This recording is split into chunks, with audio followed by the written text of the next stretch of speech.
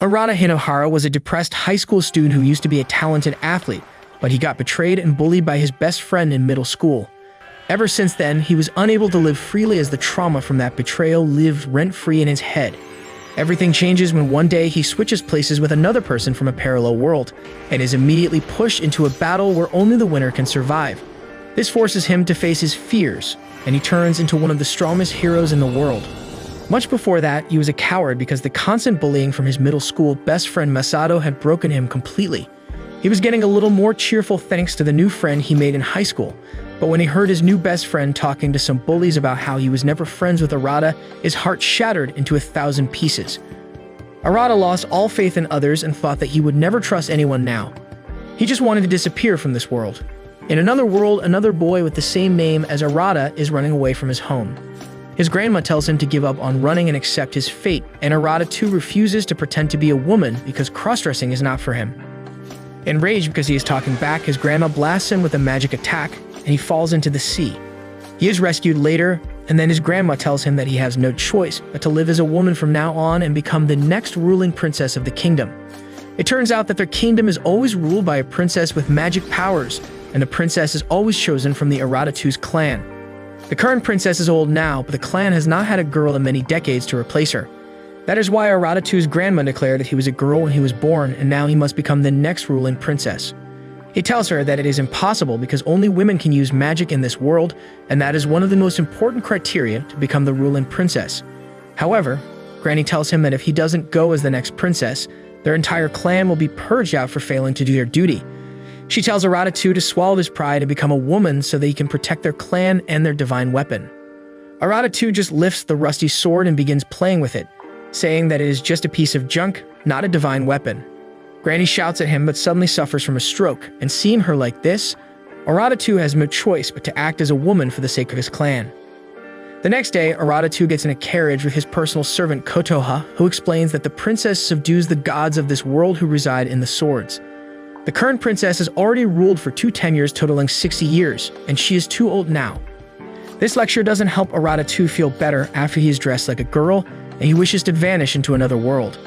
To help him feel better, Kotoha gives him a good luck charm that she got from Princess Kiku when she served her in the past. Her gesture cheers up Arata-2, and he says that he will try his best to fool Kiku and her guards. The next day, he goes to the capital and enters the gigantic tower, which is the residence of the ruling princess. Arata-2 goes to the top of the tower and finds himself surrounded by the shrines of the 12 guardians, the strongest warriors in the kingdom and the loyal guards of the princess. Suddenly, Princess Kiku comes to greet him and start the ceremony, and to hand Arata-2 over to him if she wants the girl to live.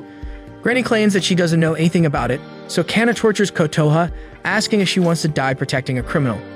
She yells that she believes that Arata-2 did not kill the princess, and those words shake Arata to his core. He cannot let someone else's faith be betrayed, so he gets out to save Kotoha. Kana tosses Kotoha aside as he commands a soldier to kill him. Arata stumbled back and noticed the rusty sword fall to the ground. He grabs it to defend himself and pushes the soldier back. Suddenly, the power sleeping within the rusted sword awakens. Arata and Granny notice it, but Kana doesn't. He thinks that a divine weapon is useless in the hands of a normal person, so he decides to kill Arata by using the fire ability of his sword. Arata panics, but as Granny tells him to tell the god inside the sword to appear, he does the same. Suddenly, a golden barrier appears around him, and the fire from Kana's attack starts getting absorbed into it. No one can believe what is happening, with Arata being the most shocked by this sudden discovery. Since Kana's fire attack is getting continuously absorbed, he decides to subdue his weapon's power. He claims that it is unbelievable that Arata is also a chosen one, and then suddenly the damaged roof crumbles down. As the soldiers search through the ruins of the house, they don't find Arata and others. Kana is sitting by himself when another one of the 12 guardians named Akka comes there and informs him that they have a change in plan. They want to capture Arata alive now so that they can put him through a trial and then punish him in front of everyone to succeed in their rebellion. Back in the modern world, Arata's mom and sister are looking for him, but they can't reach out to his number. Just then, they see a bunch of people gathered around someone, talking about a handsome, shirtless man on the streets. Arata's mom is a bit of a pervert, so she forgets about her son and goes to see the handsome guy, only to find that it is Arata-2, who looks exactly like her son to her. On the other hand, Arata and others are in a cave, where Granny tells Arata that the gods of this world reside in divine weapons. The chosen ones can wield those divine weapons and command the power of gods, and now Arata is one of them. After that, Konoha gives him Arata 2's favorite food, hoping that his memories will return if he eats it. Arata feels bad for the girl who wants Arata 2 back so desperately that she can't accept that he is a different person. He goes outside to get some fresh air, but Konoha follows him there too. She tells Arata that his memory will return surely, and when he tries to explain that he is a different person from another world, she nods her head as if she believes everything he says. She then suddenly hugs him from behind, saying that she believes that her master will return. Arata is already flustered, and then Konoha opens his shirt to find the lucky charm that she gave him missing. She asks if he lost it, and even though she is upset, she gives him the second one, the set. Arata starts opening up to her when suddenly Kana arrives there and he has already taken Granny hostage. He tells Arata to surrender or fight him, and Granny forbids Arata from using his weapon, so gets arrested instead. Kana throws him into a prison carriage and says that he will be tried officially for the murder of the princess, and Arata yells that he doesn't even know what he is talking about. Kana thinks he lost. Kiku explains that till now she used her power to subdue the gods within the divine weapons so that their power could be used for the welfare of the kingdom. However, if she dies, the divine weapons will be free, and soon, the warrior bearing their power will be swept away by great ambitions that will ultimately throw the world into chaos. That is why Kiku wants Arata to restore her kingdom on her behalf. To do that, he needs to bring his divine sword to her comatose body before she loses whatever little life is remaining in her. Arata is too uncertain about it, and he says that a weak and would-be boy like him can't do anything. However, Kiku says that she can only trust him with this task. Arata is shocked, and then suddenly he returns back to the prison with a bright flash. He then wonders if he can really do what the princess wants him to. Konoha claims that Kiku believes in him, and she does too. She tells him that for starters, he should store his divine weapon inside his body, because chosen ones can do so. Arata finds it rather convenient to store the sword inside his hand, and in the meantime, the ship arrives at Kotoya, the prison island that looks like it is out of a steampunk dystopia movie. The guards throw Arata and Kotoha in there with many other criminals. Arata shelters Kotoha from the death stares they receive from the rest of the prisoners, who curse the princess killer. The mood is dark and menacing, but then suddenly, two rowdy boys arrive there and tell Arata that they are the bosses of this prison, so he should give them all his stuff and clothes. They start blushing on seeing the pretty Kotoha, and using this chance, Arata tries to escape from them. The red-headed boy named Ken notices him and immediately attacks him. He injures Arata's hand and knocks him to the ground, asking how someone as weak as him can kill the princess. Before Arata can explain his innocence, the prison starts shaking and the prisoners freak out, saying that it is the hour of reckoning. They run away, and Arata gets confused as even Ken runs away without finishing their fight. Suddenly, the huge hollow tubes begin moving around, and they attack two people, sucking them in. Just with that, the entire prison goes silent. Arata wonders what is happening when a woman comes there and tells him that it was the act of Warden Suba, who runs this prison. Every day he chooses two prisoners and eats them, and everyone calls it the hour of reckoning. The woman then steals a pin from Kotoha's hair, saying that it is the price for giving information as she heads back. Soon after that, Arata tries to escape from the prison using his sword. He tries to call forth its power, but it is entirely useless. In the meantime, Kotoha has found a warm bath for Arata, and she offers to rub his back. He refuses her offer, but then Kotoha notices his injury and heals it using magic. Arata is curious, so Kotoha tells him that she is from a servant clan, and the women from her clan have the ability to protect their master. She uses her magic on Arata's head to make him relax. Finally, Arata realizes Kotoha's devotion to her master, which compelled her to come to the prison with him.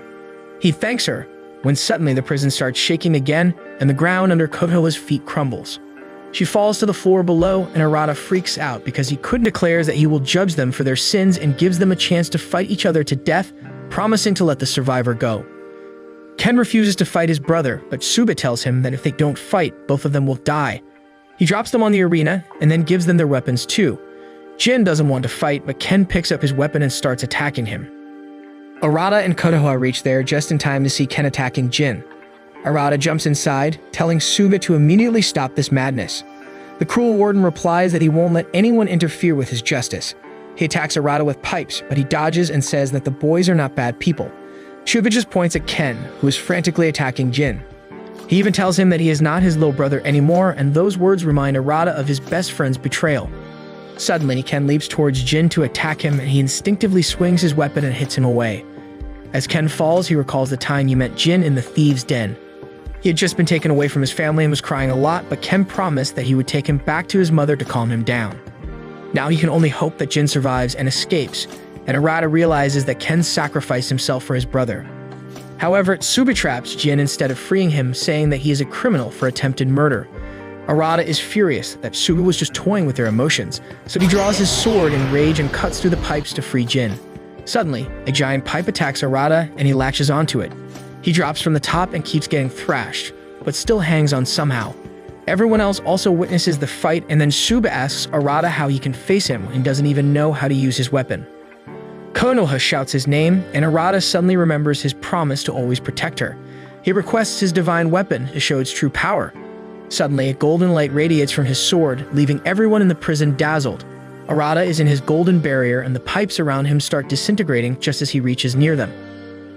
Suga attacks Arata with his full power, but Arata's single blow neutralizes his attack and exposes the real body of the warden that was underneath the island the entire time. He's just an old man with pipes protruding from his body and a black weapon stabbing his stomach. Arata thinks that the poor man is suffering, so he tries to free him, but just as he holds his black sword, he sees Suba's past.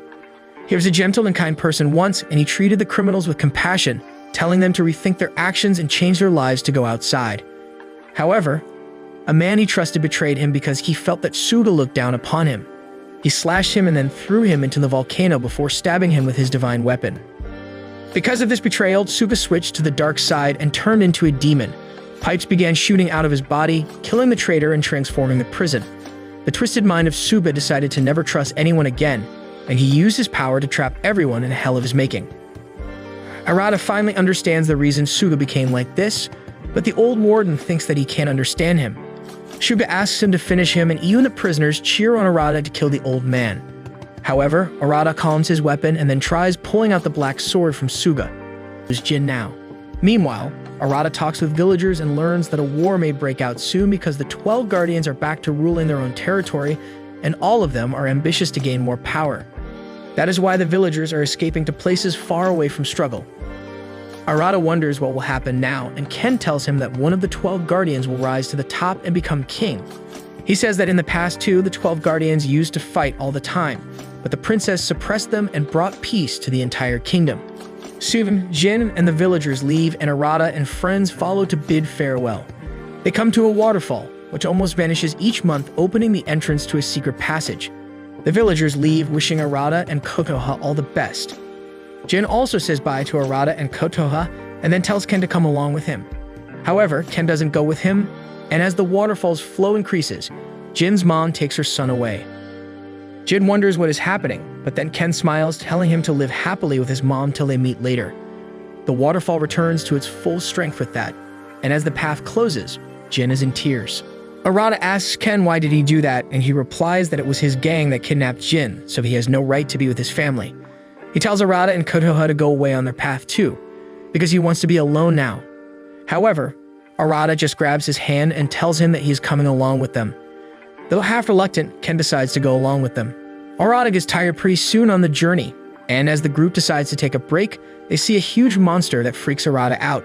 It roars loudly and then starts chasing them. They run and trip, and the angry monster passes over them without realizing they were under it.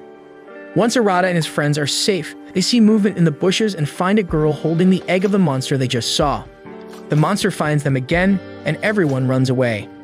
Ken is the last one to react, so the monster chases him while everyone else gets to safety. Arata and Kotoha ask the girl named Hino why she stole the egg of the monster because it could be dangerous, and she replies that her mistress is expecting a baby soon, so she wanted to give the giant egg to her for nutrition.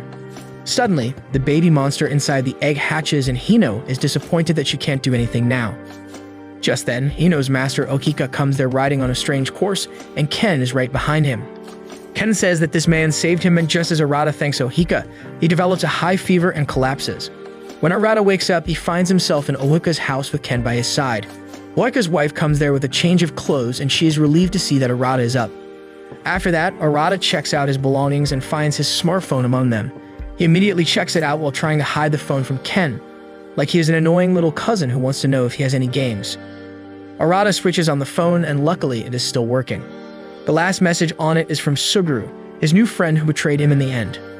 Arata was a bit gloomy for a moment, but then Ken remembered something important. He tells Arata that the person named Ohika is actually Kana's servant. If he finds out their true identity, they could be in trouble, and Arata freaks out at hearing that. Just then, Ohika enters the room with a divine sword in his hand. He uses his power to repair Ken's battered spear, and seeing Arata shocked, he tells him that not all divine weapons are used for destruction. He then says that he doesn't like war either, and thanks to Kana being a kind ruler, his region is quite prosperous. At the same time, Kana is back at home and he is visiting the grave of a person very dear to him. He promises her that he will become the king and take the throne for her. Just then, one soldier comes running to him with news that one of his closest servants has been attacked. Kana goes there in a hurry to find everyone in the household massacred, and he learns from his servant that Eka attacked them. Kana is shaken to his very core on hearing this news because Eka was one of his closest friends. He comes to know that other servants are also under attack, so he decides to reach them quickly, but everyone has been killed except Ohika. Kana decides to hurry to Ohika's village so that he can at least save him. Back in the village, everything is peaceful. Ohika has heard of the war drawing close, but he hits him from top and attacks again, but Eka succeeds in blocking that too. He then sends rock spikes towards Kana, who can only dodge them. One spike barely misses him but manages to damage his ship. Eka attacks him with more spikes and Kana is completely surrounded. Eka attacks him with a rain of rock bullets, and as Kana tries to defend against it with a fire wall, Eka attacks him from behind. They fall to the ground below, and the clash of their weapons releases a powerful shockwave that rattles the entire place. Arata and his friends are tossed away, but he activates his barrier ability in time to make them land safely. On the other side, Kana is consumed by his rage and covered in fire as he demands to know why Aka did this. Aka reminds him of their friend Imi, who loved Kana, but she died because of him. Kana is left aghast by his words, and he immediately loses his weapon that goes towards Aka. Aka stabs the ground and creates stone replicas of Kana's servant's divine weapon. He declares that he took them all, and now he's going to take away Kana's sword too. A sword sinks into the ground, so Kana retorts to throwing hands at Aka, who has been his friend since childhood. They used to train together, but Aka was always the stronger one, and he manages to stop Kana's attack easily as always. He pulls him closer and accuses him of betraying everyone else first. He pushes him away and then starts hitting him with earth whips, saying that he will not kill him so that he can live in the shame and pain of his failure. Despite all the evil acts Kana did, Arata feels pity for him on seeing him like this. He steps out and tells Aka to stop because it is shameful for a warrior to beat an unarmed man. Aka knows that Arata is a chosen one too, and he asks him if he also wants the throne. Arata replies that there is no meaning in becoming a king if he has to kill innocent people to reach the throne. Aka mocks him, saying that there is no place for such useless, lofty ideals in this world. He says that for every chosen one with a divine weapon, there are only two options. Either they can submit to a more powerful person, or they can become stronger and make others submit to them. The thing he does is greet Masato. Masato is shocked to see him like this, and Arata too asks him to tell him more about Arata because they must be friends since they have a lot of photos together. Masato is confused, but then suddenly, Arata's mom drags him away to meet the principal. However, the Dutcherbag Masato is angry now because he thinks Arata is screwing with him. Later, two bullies call Arata 2 to the roof where Masato is waiting for him. He asks Arata 2 if he is faking amnesia now, but he ignores him and rushes to see the view from the roof. Masato is pissed now and asks him who he thinks he is. Arata 2 throws the same question back at him, asking why he's acting like a hotshot. Masato is frustrated, and as other bullies try to corner Arata 2, he decides to leave, saying that he is not interested in wimps who need to be in a gang to be intimidating. Enraged, Masato attacks him, but Arata 2 grabs his hand and then knocks him out with a single kick. He remarks that he sure acts arrogant for being so weak, and then says that he doesn't know what his deal with the original Arata is, but he will not let him humiliate him anymore. In the fantasy world, Arata and others are crossing a river when Kotoa sprains her ankle. Ken offers to carry her on his back, but she refuses and tries walking by taking Arata's support. They take a rest in an abandoned hut, and Ken heads out to look for medicinal herbs. When Arata and Kotoa are alone, she clings to him, saying that she's a normal girl who needs to let her feelings show sometimes. Arata is flustered, but he realizes that Kotoa's feelings are not for him but for Arata too, so there is no point in getting close to her. He walks out and then uses his lucky charm to communicate with Arata 2. They brief each other about the situation on their end, and then Arata asks Arata 2 how he feels about Kotoa. He replies that they grew up together, and he thinks of her as his little sister, whom he must protect at all costs. Arata thinks that Kotoa will be heartbroken if she hears this, but he promises Arata too to protect her in his place. After that, Arata too tells him that he went to school today and made an annoying guy named Masato behave himself. Arata's brain is rattled on hearing Masato's name, and when Arata too asks him if anything is wrong, the portal shuts down. Arata is still lost in his thoughts when Kana sneaks behind him and strangles him. He tells Arata to hand over his divine sword of origins, but he refuses. Kana hits him and throws him to the ground, and then suddenly, fire erupts all around them. Arata is confused about how Kana can use fire without his sword, and he replies that the fire here is because of a natural phenomenon. But even without his weapon, he is a chosen one and he can easily manipulate it. Kana attacks Arata with the flames, and he summons his sword and activates its power to block the attack. The shield dissipates, and then Kana asks Arata to hand the sword over, and he will spare him. He walks towards Arata, who can't stop trembling, and Kana asks why the legendary sword of origins chose a pathetic coward like him. He takes the sword away and is about to attack Arata when Kotoha comes running and asks him to stop. Suddenly, Kotoha is engulfed in flames, and Kana sees horrible flashbacks of his past. Arata runs towards her, but Kotoha asks him not to come close. She tells him to leave her because he has greater things